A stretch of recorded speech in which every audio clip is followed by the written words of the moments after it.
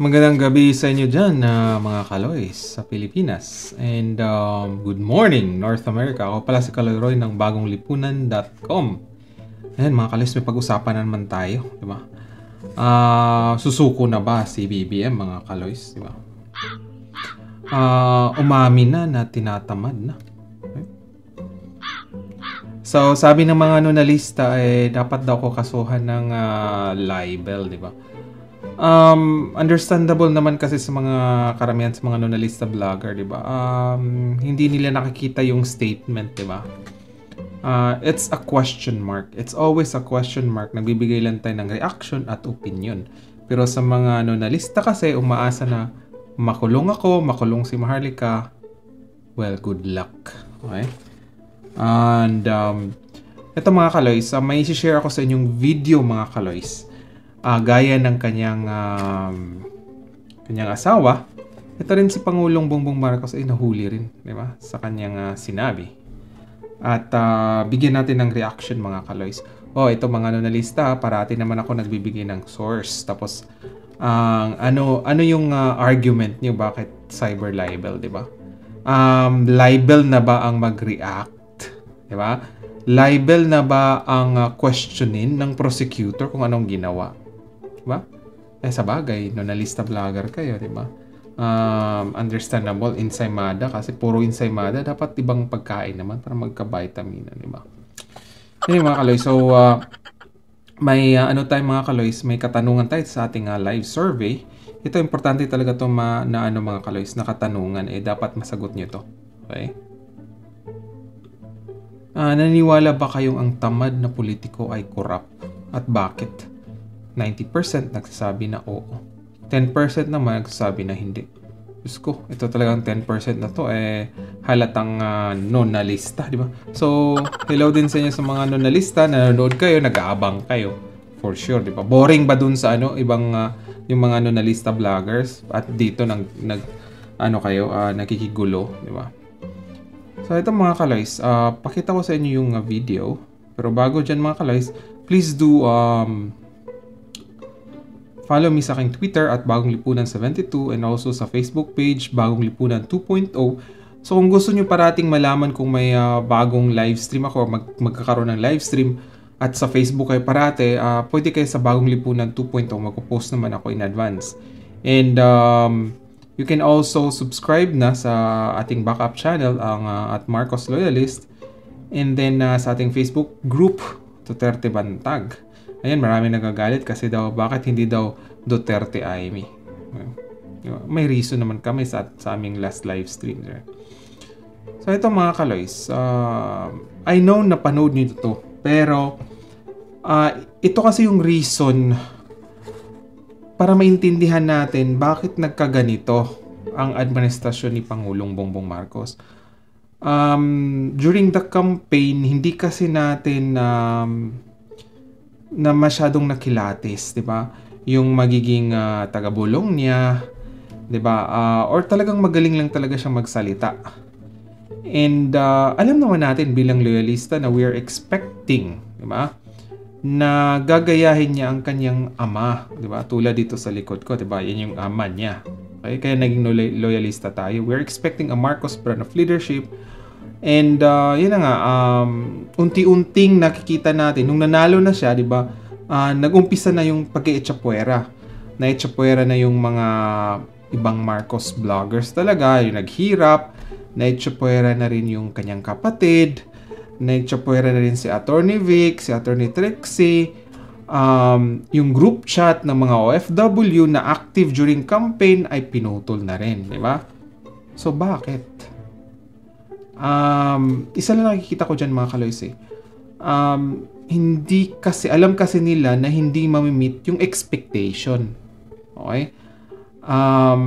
Kagaya nung di ba nag-message si Maharlika kay First Lady about dun sa appointment. Medyo mahaba-haba yun, di ba tinakal natin yun. Hindi nag-reply ang First Lady. So, para hindi sila ma-stress dun sa mga expectations ng mga sumuporta na talaga sacrifice, 'di ba? Yung iba umabsent para mag-register, lalo na yung sa OFW, 'di ba? ah, nag-travel pa, gumastos, 'di ba, sa yung mga t-shirt, 'di ba? Yung mga kamag-anak ay talaga so ang daming sacrifices natin. Di bali nang ma-cancel tayo sa ibang friends natin, pero ang alam naman natin, ang inaasahan natin ay maging maganda yung Pilipinas, 'di ba? Yun yung kapalit. Pero yun na nga nabudol. Okay? Nabudol tayo mga kaloys. Unti-unti nang lumalabas. At unti-unti na nating naririnig ang halakhak ni Budol-Budol Man.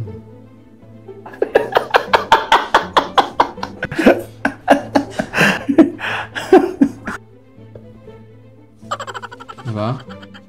Anong nararamdaman nyo mga kaloys pag marinig nyo yung halakhak ni Budol-Budol Man? Right? Pero back to our title mga kaloys. Susuko na ba si BBM? Okay? Umamin na, tinatamad na. Kaya nga yan yung natin, iba katanungan natin mga kaloys. Naniniwala ba kayo na ang tamad na politiko ay corrupt at bakit? Right? So ito mga kaloys, sa ating previous live stream mga kaloys, ating binigyan ng reaction yung pagkikita ni Abalos kay Pangulong Duterte. So sa mga hindi nakapanood, few hours ago yun, so please do a replay na lang po. Nasa live, click nyo yung live, wag yung videos, yung live, tapos makikita nyo yung mga previous live stream dyan at maraming salamat. So ito na mga kaloys, papakita ko na sa inyong video. Okay? Pero bago dyan, kailangan ko talaga i-greet si Benita Saban. Thank you for joining us. Yan. Si Ma'am Margarita, parati naman dyan. Si Ma'am Suzy. Sino pa? Sino pa nandito? Si Wendy. Yan, kilala kita Wendy. Thank you for joining us. And from Bulacan, si Arlene Lopez. Thank you. And si Agri Habi TV. Andyan pa ba si Violeta Violet, di ba? Nag-aabang yun At saka si MSCH. At si Mai Perez. Yan, thank you for joining us. And kay Jose Cabelon. So ito mga kaloys, ipa-play ko to, tapos ipopost ko, tapos bigyan natin ng reaction. Importante tong video talaga mga kaloys for us to really understand the character of the president. Para maintindihan talaga natin, are we expecting na magbabago ba siya? Bakit siya naging ganun? Kasi maraming nakabasa ko sa comment na bakit naging ganun si Pangulong Bongbong Marcos? 'Di ba? Hindi natin siya hindi naiintindihan ng iba. Okay? Pero tayo kasi, 'di ba, nag-a-analyze tayo, may pag-asa pa ba? Babangon ba talaga tayo? 'Di ba? Marami nang vlogger nagsabi na pupusta sila, hindi talaga tayo babangon, 'di ba? Matagal na bang sumuko ang pangulo? 'Di ba? Pero itong video talaga ay makikita nyo talaga, okay, sa mga sinasabi niya. So, let's watch mga kaloys at pakinggang mabuti. Okay? And please do comment kung ano yung reaction niyo. I've been married in 30 years. Again, yung card lang Wait lang nga. Maiyak, nakakainis. Inis na nga ako. Doon pa lang nanghihina ka na kaagad. How do you say Merry Christmas 30 ways in a different way na iyak ka? Ako, hindi ko yung kaya. Ako, Merry Christmas na hindi If I enter politics, what can I do that my father didn't do yet? Yan. Ang tanong niya is, ano daw yung pwede niyang gawin na hindi pa daw ginawa ng kanyang ama? Diba? Ang atin kasi, diba, binoto natin siya. Hindi niya na-internalize or hindi siguro siya nakikinig or bingi siya, diba? Na the reason bakit siya nanalo, pero alam naman niya nanalo siya dahil sa kanyang ama. So, bakit binoto siya ng tao? Dahil sa kanyang ama. Gusto ng tao, di ba? Yung pamamalakad ng kanyang ama. Okay? Hindi naman ni-request ng tao na higitan mo. Okay? Kasi nga, nung nangyari nung 1986 EDSA, nawala yung karamihan sa kanyang project. Nabenta karamihan yung mga government-owned companies, right? Yung Meralco ay na-privatize, di ba? Binalik sa Lopez, di ba? Kaya ang mahal ng kuryente. Tapos ito na nga, di ba? During the time sa kanyang ama, talagang hindi nagugutom ang Pilipino. 'Di ba? Nag-export talaga tayo ng rice. Pero hindi ko alam bakit tinanggal sa IRI yung achievement nila na nag-export sila during that time. Kagagawan ba 'to ng dilaw? Nandun yun Pero nung binalikan ko yung website, wala na. 'Di ba? Alam naman natin yung dilaw. Pero yung mga matatanda, di ba? Sila yung witness, okay? Sa pamamalakad ng kanyang ama. Hindi kagaya ngayon, yung kabataan ngayon, na-experience na mas mahal pa yung sibuyas kaysa karne. Saan ka pa nun? Di ba? Saan ka pa nun? Di ba? BBM administration, di ba? So, hindi nag-expect ng tao na hihigitan pa. Una, mas matalino ang kanyang ama. Right? Ang sa atin lang, gayahin niya yung kanyang ama. Kung ano yung nagawa ng kanyang ama, di ba? Like, how to deal with drug lords, di ba? O, sige, magsusulong ko ng death penalty, di ba? Tapos kung sino yung drug lords na mapatunayan sa korte, talagang pwedeng firing squad, right? Yun yung ginawa ng kanyang ama, di ba? Yung ginawa ng kanyang ama, walang pork barrel, di ba? Ano pa?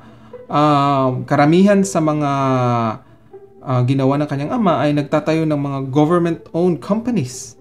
Okay? Kasi nga, pag government-owned mga kaloys, ganito kasi mga kaloys, pag government-owned kasi o may may-ari ng company ay gobyerno, ibig sabihin nun, hindi priority ng company na yun ang kita or profit, kundi service.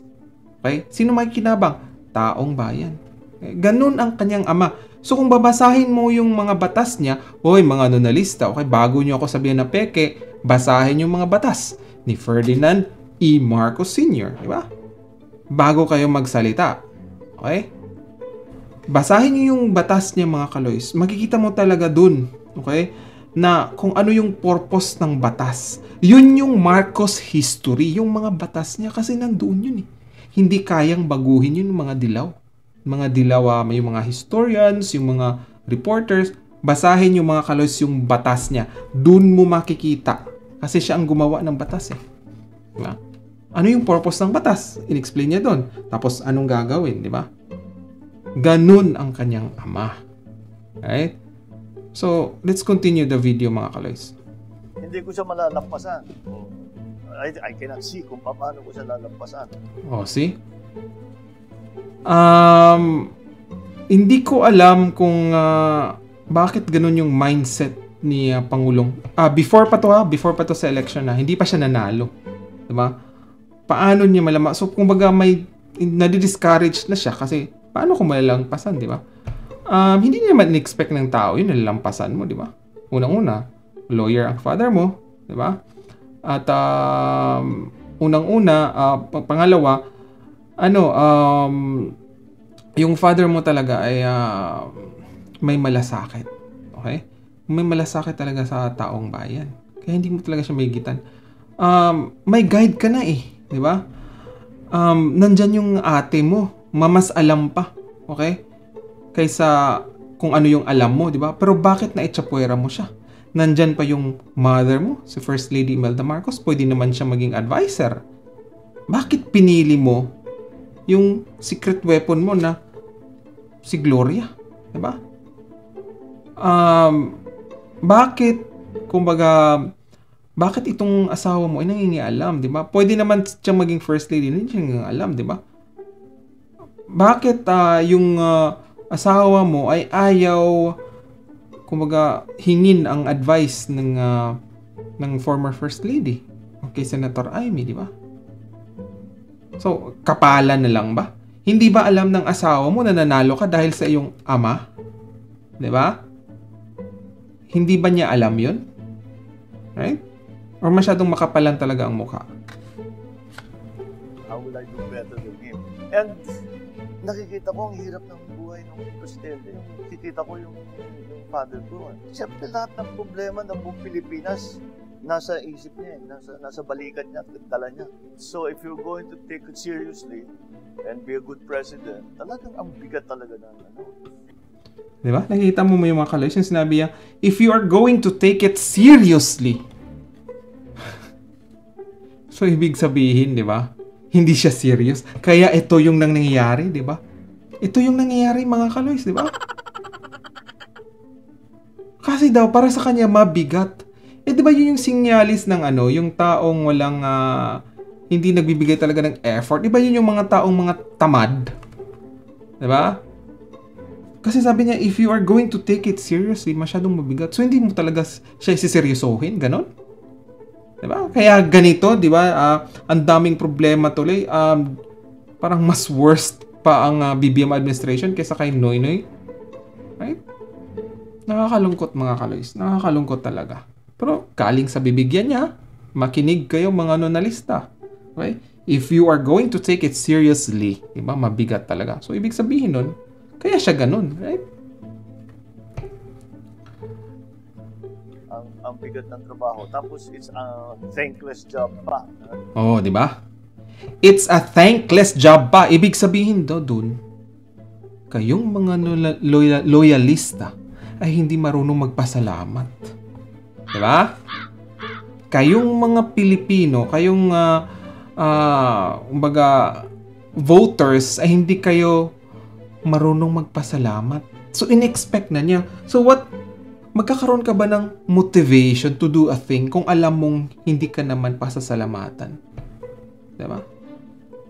Dito pa lang makikita mo mga kaloys na parang, diba sabi niya if you take it seriously. So, hindi seryoso. Tapos, alam niya kung na thankless job daw, hindi nagpapasalamat yung mga Pilipino. Hindi ba nagpapasalamat yung mga Pilipino sa kanyang tatay? For 36 years, mga kaloys, di ba? Ipinaglaban ng mga loyalista ang kanyang ama. Di ba? Kasi sa daming ginawa, di ba, na kinabang ang Pilipino, di ba? Hindi pa ba yun, Hindi pa ba yun na a way of thanking former President Ferdinand E. Marcos Sr.? Diba? Mananalo ka kaya Bongbong Marcos kung hindi sa pagpapasalamat ng Pilipino sa ama mo? Come on. Diba? So dito pa lang mga kaloys, makikita mo talaga na wala siyang motivation kasi nga hindi siya sa pasasalamatan. Diba? Kahit anong gawin mo, tama, na maganda, siyempre may kaaway ka dyan so what do you need? Mga kaloys, ganito siya. Siyempre, may kaaway ka. Oh my God. You can't please everyone. Di ba? Hindi mo mapiplease lahat ng tao. Gaya ko, di ba? Ay isa akong YouTuber, di ba? Hindi mo ma-please lahat. May mga bashers talaga yan. Di ba? Hindi ba? Wala ba sa reality ang Pangulo? Wala ba siya sa realidad? Di ba? Hindi mo naman lahat mapiplease. Right? Bakit ganun siya magsalita, di ba? Bakit ganun siya? In-expect ba talaga niya? Diba? Na 100% talaga. Even his father, diba? Alam ng kanyang papa na you cannot please everyone. Right? Yan ba yung sinasabi ng mga nonalista na unity? Come on! Diba? Yung unity kasi, parang lang yan, parang pagiging idealistic. Pero dapat sa reality tayo, mga kaloys, di ba? Hindi mo talaga mag-please ang lahat. Mayroon talagang mag-oppose yan sa'yo. Tulad ni Victoria, di ba? Violeta, Violet, di ba? Mag-against talaga yan sa'yo. I cannot please everyone. So dapat yun yung That, you don't need that in your life. Tapos nakikita ko yung mga professional na simple lang ang buhay, may hanap buhay, they make their living, they walang gulo, walang security problem, walang gusto pumatay sa kanila, hindi ka natatakot kikidnapin yung anak mo. Sabi ko, mas maganda yata yung buhay na yun kaysa yung nadaanan ko. So, sabi ko, as much as possible, ayaw ko magpolitika. You see? Ayaw na niya magpolitika. So, ibig sabihin nun, napipilitan lang siya. Okay? Napipilitan ba siya dahil yun yung sulsul ng mga taga-bulong niya, ng mga nonals, di ba? Napipilitan lang ba siya? O dahil ginagamit lang siya kasi Marcos yung apelyido niya. Ginagamit siya ng mga politiko, di ba? Na may vested interest, na may planong magnakaw, di ba? Parang sinusulsulan siya. Go, di ba? Hindi talaga galing sa kanya na kailangan ko talaga na pumasok sa politika para tulungan ang taong bayan. Pero hindi, ibang sabi niya 'Di ba? Ayaw niyan sa politika, 'di ba? Napipilitan siya. So, ang taong napipilitan, mga kaloys, 'di ba? Walang motivation 'yan. Hindi na mo motivate. 'Di ba? So, pag walang motivation ang isang politiko, 'di ba? Na gagawa ng paraan para babangon ng taong bayan, ibig sabihin nun ay nga yung umaasa, nga yung 31 million, di ba? At dahil nga ang 31 million, eh maririnig mo talaga ang tawa ni Budulman.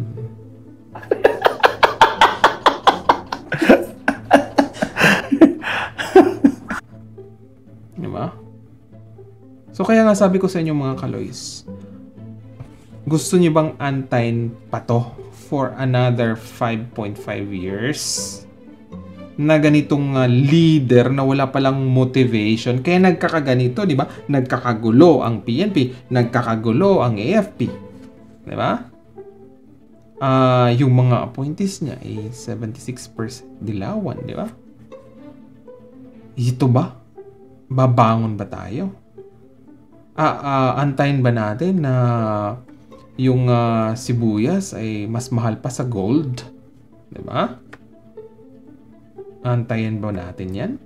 Nakakaawa talaga ang Pilipinas. Kung pwede pa lang lahat ng OFW ay magpabagahin ng diba? Ng sibuyas. Diba? Siguro yung mga OFW, ang pasalubong nila ay sibuyas, isang karton na sibuyas, diba? Kasi nakakahiya talaga. Okay? Naranasan ba natin kay Noynoy itong sibuyas na ganito kamahal? Diba? So, shout out pala kay Ma'am Mickey, bad girl. Yan, thank you for the tip. Yan. Yan, ibibigay natin yan sa orphanage. Yan. Kinokontak ko pa yung madre. Okay? Talagang i-present ko talaga sa inyo yung dalawang orphanage na center na bibigyan natin ng tip. And maraming salamat, mga kaloys. So, yun ang katanungan ko parati sa inyo, mga kaloys. Sa mga naguluhan, at least malinaw na ngayon, mga kaloys, di ba? Na ang dahil nga walang motivation ang leader, naging tamad siya. Dahil tamad siya, okay? Hindi niya gagawin yung dapat gagawin niya, di ba? Na service, okay, to the Filipinos. So, tumatanggap lang siya ng free travel, di ba? Ilang states na yung napuntahan, di ba?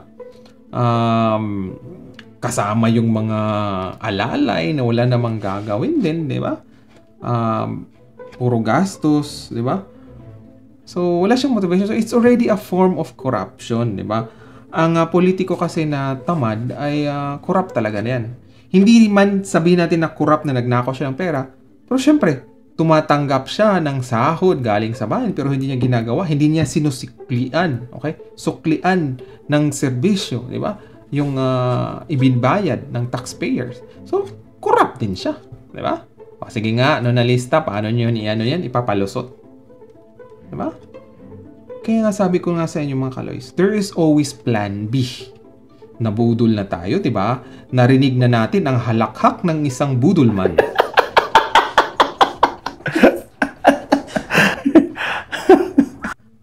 Di ba? So, may plan B pa tayo. May vice president pa tayo, mga kaloys. Di ba? Mas nakikita natin ang tapang, kagaya ng tapang ng former president, Ferdinand E. Marcos Sr., right? Sa ating Vice President. Right? So, ayun, mga kaloys. At least ngayon malinaw na, mga kaloys. If you like this video, dun sa mga naguluhan, please share this video, di ba? Para maintindihan nila bakit nagkaganito ang BBM administration. Right? And I will thank you for that, mga kaloys. And syempre, yung mga sa lahat ng dito, shout out sa inyo and thank you for always being here and thank you for the support, mga kaloys. Laban lang tayo, mga kaloys. Huwag nating hayaan, mga kaloys, na ang kabataan kasi 'di ba alam mo, mga kaloys, yung mga ka-age ko, mga kaloys, 'di ba? Kung hindi lang nangyari yung 1986 EDSA, hindi mangingibang bansa ang karamihan sa mga OFW. Diba? Kasi nga, biktima tayo ng corrupt na sistema sa Pilipinas. Kaya, diba? Kahit nakakalungkot mag-abroad, diba? Kinakaya natin. Diba? Yun yung buhay ng mga OFW. Kaya, kagaya ko at mga OFW ay naghahangad lang naman ng magandang Pilipinas. Kasi nga, dito sa labas o sa abroad, ay maganda talaga ang buhay na magko-question ka talaga na bakit ganun sa Pilipinas? Bakit hindi kaya natin bilang Pilipino? Ang daming mga galing na mga engineers, mga nurse, bakit sa ibang bansa? Bakit hindi natin? It's because of this corrupt government, mga kaloys. Yun talaga, mga kaloys. Kung magka-unite lang ang OFW talaga, kaya nating labanan itong mga oligarchs, mga kaloys. Yeah, that's the only way. Sana, okay? Sana nga mga kaloys, hindi pa huli ang lahat. Huwag nating hayaan na yung isa-isang, di ba? Magkakaroon ulit ng problema. Ito, sibuyas palang problema, di ba? Yung sa Kaap, di ba? Nagka-problema, di ba? Buti na lang walang nagbanggaan eroplano, di ba? Buti na lang sanang na walang nasaktan nga, di ba? Dun sa Kaap. Pero sabi ko sa inyo, mga kaloys, with this type of leadership, mga kaloys, na walang motivation, tatamad-tamad, walang pakialam kasi thankless daw, hindi daw marunong magpasalamat ang tao kahit kung anong gagawin niya, di ba? So ibig sabihin, mga kaloys, marami pa tayong aantayin, di ba? Ito na nga, di ba? May tension na nga daw sa AFP at saka sa PNP na demoralize yung mga PNP. Kaya sabi ko sa mga kaloys, in few days, marami pang magaganap. Kasi nga, walang pakialam ang ating leader, mga kaloys. Nakakalungkot. Pero siguro, kung may mangyayari man, baka divine intervention na yung mga kaloys. Diba? Yan yung mga kaloys. Maraming salamat. It's already almost 6 a.m. here in Canada. Kailangan ko na rin matulog, mga kaloys. Diba? Para iwas eye bugs. Right? And tingnan natin ang ating final, okay? Live survey, mga kaloys.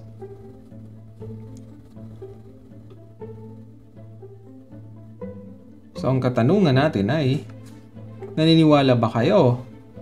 Uy, bakit nawala? Wait lang Ayan, naniniwala ba kayo na ang tamad na politiko ay corrupt? At bakit? So, 89% magsabi na oo, ang tamad na politiko ay corrupt. So, ano sa tingin nyo si Pangulong Bongbong Marcos? Tamad o hindi? Ayan, please comment down below, mga kaloys. And maraming salamat. I'll see you, mga kaloys, bukas ulit.